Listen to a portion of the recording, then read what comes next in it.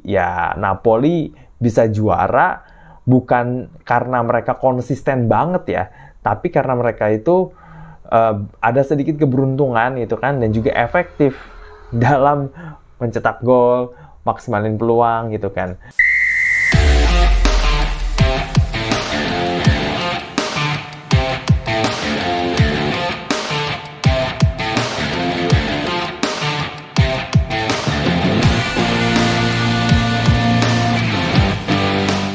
Yo guys, ketemu lagi sama gue Audi Ramantio di channel Audibal, Audi diskusi bola abal-abal. Oke, kita akan bahas dulu dari Napoli yang baru aja menjuarai Serie A Italia. Oke, selamat ya buat fans Napoli yang akhirnya kembali menjadi juara. Dan gak perlu nunggu lama kayak dulu ya, cukup 2 musim aja kembali menjadi juara. Nah, kita bahas mengenai si Napoli ini juara dan kenapa Inter Milan bisa gagal untuk nyalip Napoli di papan atas. Sebenarnya gini, Napoli ini juara dengan cara yang cukup unik ya, yaitu mereka menggunakan 3 pemain buangan dari Premier League ya. 2 dari ex-MU, Romelu Lukaku sama Scott McTominay. Romelu Lukaku bukan cuma buangan dari MU ya, tapi dia juga buangan dari Chelsea. Habis itu ada Billy Gilmour ya. Ini dulu pernah disebut sebagai gelandang muda berbakat penuh potensi bareng Chelsea, tapi nggak dapat banyak kesempatan. Akhirnya bermain di Brighton. Sebentar di Brighton baru pindah ke Napoli. Ditambah lagi dengan Antonio Conte ya. Ini serial winner ya. Pelatih ini memang benar-benar serial winner. Juara Serie A sama Juventus, juara Premier League sama Chelsea, juara Serie A bareng Inter Milan, dan sekarang juara Serie A bareng Napoli. Jadi memang kalau bicara soal juara-juara liga nih, menanamkan mental juara kepada para pemain untuk memenangkan kompetisi panjang seperti liga, Antonio Conte itu spesialisnya. Cuma kalau turnamen kayak kompetisi Eropa gitu kan, ya ini masih belum pecah telur ya Conte ya. Nah, itu dengan formasi yang cukup unik nih. Karena ternyata Napoli nggak selalu main dengan 3-5-2. Kadang-kadang main pakai 4-3-3. Ya, ini di luar kebiasaan Conte banget ya, yang biasanya ngandelin pakem 3-5-2 no matter what, tapi akhirnya pakai 4-3-3. Meskipun pada aplikasinya mereka tetap main pakai 3-5-2 dengan menduetkan Raspadori sama Lukaku di lini depan. Tengahnya ada Zambo Anguissa, Lobotka, McTominay, habis itu ada Giovanni Di Lorenzo di sisi kanan, Leonardo Spinazzola di kiri, ya kan? Dan yang paling penting adalah tengahnya solid, belakangnya juga solid. Napoli ini lebih main dengan, ya sebenarnya nggak reaction football sih. Mereka kalau dapat lawan-lawan yang tim parkir bis itu mengandalkan efektivitas kalau menurut gua. Karena Napoli ini nggak selalu yang mainnya tuh nyerang terus. Kenapa akhirnya McTominay bisa jago di situ? Karena dia efektif ya. Tapi kita bahas McTominay nanti. Kayak gitu. Tapi sebenarnya Napoli dibilangin konsisten, nggak konsisten amat ya. Kalau kita lihat dari statistik mereka pas juara Serie A ini, mereka main 38 kali, menang 24, seri 10, kalah 4. Ya. Jadi serinya banyak. Sedangkan Inter Milan yang di bawahnya itu juga menang 24 kali. Bedanya mereka seri 9 kali dan kalah 5 kali. Nah, ini kita akan bahas ya. Inter Milan sebenarnya punya peluang besar banget untuk juara. Punya, besar banget lah. Apalagi minggu kemarin. Tapi masalahnya, Inter Milan ini nggak konsisten ya. Apalagi kalau misalkan udah mulai mainin tim-tim lapis 2-nya. Kayak biasanya kan, mereka tuh line up pokoknya belakang Jan Sommer, back-nya ini ada si Pavard, Bastoni, sama ya kalau nggak si siapa namanya, kalau nggak Bisek, si ini Acerbi yang di situ, yang di belakang bertiga nih, atau bahkan Carlos Augusto. Nah, terus di wingback kiri ada Di Marco, Federico Di Marco, tengahnya Nicolo Barella, Hakan Calhanoglu, Henrikh Mkhitaryan, kanan Dumfries, depan Lautaro Martinez sama Marcus Thuram. Tapi kadang-kadang nih Simone Inzaghi ini emang senang merotasi timnya ya. berapa kali sukses, berapa kali juga enggak ya. Misalkan gantiin gelandangnya, masukin Aslani, Zalewski, Fratesi, belakangnya juga akhirnya masuk lagi itu Stefan de Vrij. Terus ada lagi depannya ya Taremi, Joaquin Correa, Arnautovic. Tapi jujur aja, tim lapis 2-nya sama tim lapis 1-nya ini benar-benar jomplang banget kualitasnya ya. Ya kita lihat aja pemain depannya, lu bayangin ya, Lautaro Martinez sama Marcus Thuram. Dia pelapisnya tuh ada Taremi, Arnautovic, sama Joaquin Correa. Kayak apa 3 pemain ini nih? Apalagi Taremi itu kan, kayaknya nggak tahu cara cetak gol gitu kan. Sebel aja ngeliat dia depan gawang, terus kayak nggak bisa ngapa-ngapain gitu. Masih mending Arnautovic ya, masih oke dia secara finishing. Dan Joaquin Correa mungkin lebih cocok untuk buka-buka ruang ya, bukan untuk nyelesain peluang gitu. Jadi emang ya, kalau ini 2 nggak main ya, atau salah satu nggak main ya, kadang-kadang depannya tuh kayak stuck aja gitu. Tengahnya juga sama, Zalewski, Aslani, Fratesi itu nggak levelnya Calhanoglu, Barella, sama Mkhitaryan lah, jauh ya gitu. Nah, hal-hal kayak gini yang bikin Inter Milan tuh jadi nggak konsisten. Padahal mereka punya peluang untuk nyalip, karena berapa pekan Inter Milan tuh ada di atas. Tapi puncaknya adalah di pekan 37 kemarin ya. Pekan 37 kemarin tuh emang bener-bener antara nggak beruntung atau kurang kurang memanfaatkan peluang lah.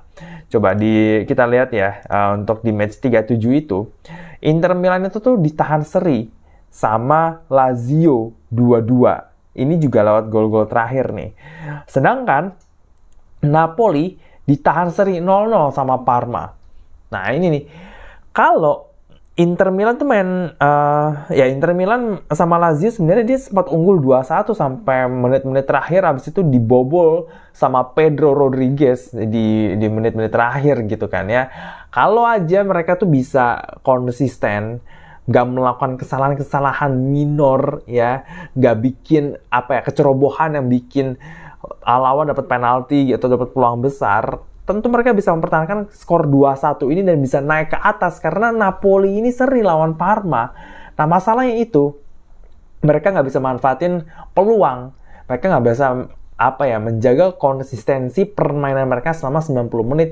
Makanya akhirnya mereka suka kebobolan terakhir ya, habis itu kalah gitu kan.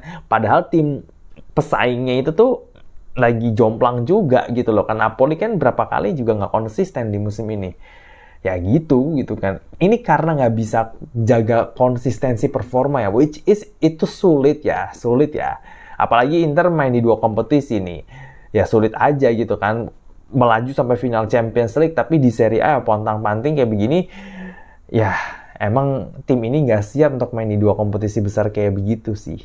Jadi ya Napoli bisa juara bukan karena mereka konsisten banget ya, tapi karena mereka itu ada sedikit keberuntungan gitu kan, dan juga efektif dalam mencetak gol, maksimalin peluang gitu kan. Nah, soal McTominay yang akhirnya dinobatkan sebagai MVP Serie A, Most Valuable Player Serie A atau pemain terbaik Serie A 2024-2025, ya ini tamparan besar ya untuk MU ya, Manchester United yang lepas dia. Tapi bukan masalahnya dia di MU kok nggak bagus, kok di Napoli bisa bagus. Ini gini, pemain itu kadang tuh ada yang cocok-cocokan dengan klubnya, liganya, lingkungannya, dan rekan timnya sama pelatihnya. Ya macem-macem ya, kenapa pemain bisa bagus di satu tempat tapi jelek di tempat yang lainnya ya, karena ada penyesuaian seperti ini. Ini nggak semata-mata karena dia bagus misalkan main di klub besar di mana, habis itu dia pindah ke sini harusnya bagus juga dong. Bola tuh bukan matematika ya, ada sisi-sisi seperti misalkan dari segi klubnya deh ya kan, filosofi permainan klubnya kayak apa, pelatih mainnya mau kayak gimana, dia ditempatkan di posisi seperti apa, kondisi rekan-rekan timnya kayak apa, kondisi internal timnya sehat atau enggak ya. Habis itu dari sisi non teknis kayak tempat kota dia tinggal nyaman atau enggak, kemudian cuacanya kayak gimana, makanannya kayak apa ya, hal-hal kayak gini tuh kombinasi akhirnya menghasilkan sesuatu di atas lapangan. Nah McTominay ini kalau gue lihat di MU, dia nggak pernah nemu posisi terbaiknya dia, karena dia selalu ditaruh nomor 6, gelandang bertahan. Padahal kemampuan McTominay itu sebenarnya bukan di skill, bukan di kemampuan dia baca permainan, visi juga enggak, operan juga enggak, ya kan? Tapi kemampuan dia dalam menempatkan diri. Itu yang paling kelihatan dari McTominay itu di situ. Bahkan waktu dia cetak gol ke gawang Brentford dulu ya, waktu MU menang 2-1 atau 3-2 itu kan. Karena golnya McTominay, yaitu karena dia jago nempatin posisi dan efektif nyelesain peluang meskipun dia bukan striker. Jadi dia bukan striker, tapi dia itu bisa mengelabui lawan gitu loh kan. Dengan lawan tuh mungkin akan lebih fokus sama strikernya, sama penyerang sayapnya. Sedangkan McTominay itu akan cari ruang kosong, manfaatin umpan, cetak gol. Itu yang dia lakuin di Napoli. Di Napoli itu mungkin tim lawan tuh akan fokus dengan Lukaku lah, atau Raspadori lah, atau waktu ada Kvaratskhelia lah. Bukan McTominay. McTominay itu benar-benar dari belakang masuk ke kotak penalti, atau dia dapat bola, coba cari ruang untuk nyelesain. Penyelesaiannya itu bagus. Dan penempatannya dia juga oke. Meskipun skillnya tuh pas-pasan, bukan pas-pasan lagi ya, kurang yang ada. Cepet enggak, jago dribble enggak, umpan bagus juga enggak, bisa jago bertahan juga enggak gitu kan. Tapi dia itu bisa nempatin dirinya dia di tempat yang tepat dan menyelesaikan peluangnya secara maksimal. Nah, itu yang dimanfaatin sama Conte dari McTominay dengan dikombinasikan dengan teman-teman setimnya yang mendukung McTominay. Kondisi timnya juga lagi sehat, ya kan? Dan liganya juga memang memberikan dia ruang untuk itu. Karena kalau di Premier League kan intensitas cepat, nggak punya banyak space. Sedangkan kalau di Serie A itu kan pace-nya lebih lambat, lebih technical, lebih ruang untuk dia berkreasi itu jauh lebih besar gitu loh dibandingin di Premier League. Nah, itu yang kenapa kalau menurut gua McTominay akhirnya jadi MVP di Serie A ya, karena itu dia bisa maksimalin potensi terbaiknya dia. Meskipun kalau kita bilang McTominay bukan pemain bintang, juga bukan pemain yang top, juga bukan pemain yang jago-jago amat, tapi selama lu bisa ngasih deliver hasil di atas lapangan, cetak gol, membuka ruang, mengantarkan tim lu juara, ya you are the best. Sesimpel itu, ya kan? Jadi kembali lagi selamat buat Napoli. Serie A ini cukup seru musim ini ya, sampai terakhir penentu juaranya masih belum ketahuan ya. Semoga kompetitif terus-terusan ya. Udah bukan lagi zamannya Serie A didominasi sama satu tim, tapi Serie A ini punya banyak tim besar yang seharusnya bisa bersaing secara ketat dan sehat di atas lapangan. Oke, itu aja untuk video kali ini. Jangan lupa untuk subscribe channel Audible, nyalain loncengnya supaya dapetin notifikasi dari gua. Jangan lupa untuk like video ini, komen dan share ke teman-teman lo di grup WhatsApp, grup Telegram, dan semua platform yang lo punya. Share supaya kita bisa diskusi lebih lanjut tentang sepak bola. Dan jangan lupa untuk visit page gue di IDN Times, linknya seperti biasa di deskripsi. Di situ ada banyak banget ya artikel-artikel menarik seputar sepak bola ya, dari sudut pandang yang berbeda tentunya. Oke, kita ketemu lagi di video selanjutnya. Gue Ramantio, ciao ciao.